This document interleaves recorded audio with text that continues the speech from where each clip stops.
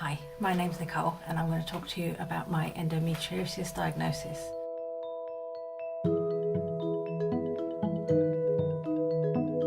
I was first diagnosed at the age of 36 when I underwent solo-IVF.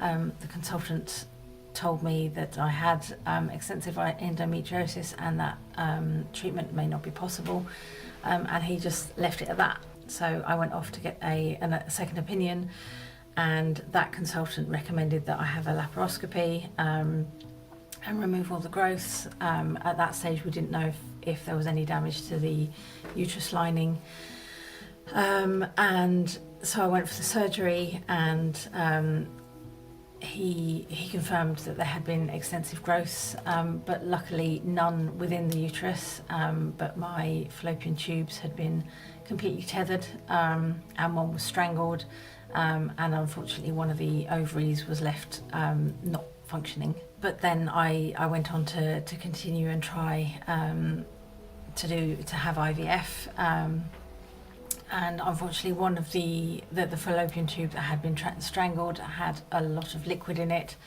and that led to delays with my treatment whilst we waited for that to heal. I had first been to see a doctor about my endometriosis back in my early 20s.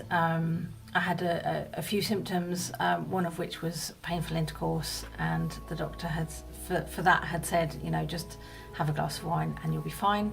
I left there feeling that, you know, I was making a fuss out of nothing. You know, this is just women's issues, and I just needed to deal with it. In hindsight now, I'm quite angry. I think had I been diagnosed at that stage, maybe some of the damage that had been caused wouldn't have happened. I went on to have several miscarriages, and no actual cause was ever found.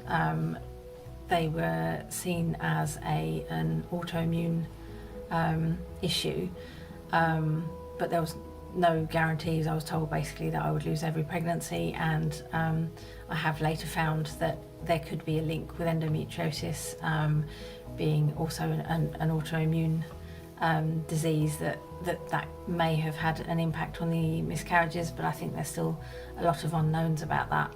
Thinking about what might have been is actually quite painful. Had I known, had things been different, had more research been done into endometriosis.